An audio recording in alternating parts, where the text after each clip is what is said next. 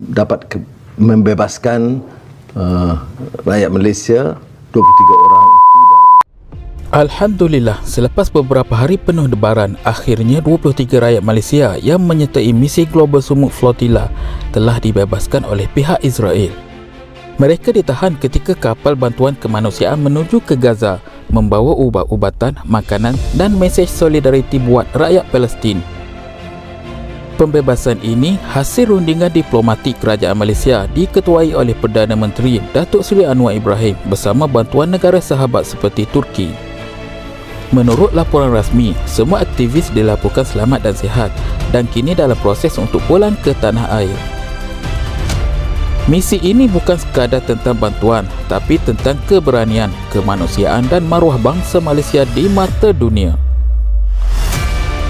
Mereka pulang bukan dengan tangan kosong, tapi membawa satu mesej besar bahawa keberanian dan kemanusiaan masih hidup di dunia ini. Apa pendapat anda? Jangan lupa like, komen dan share.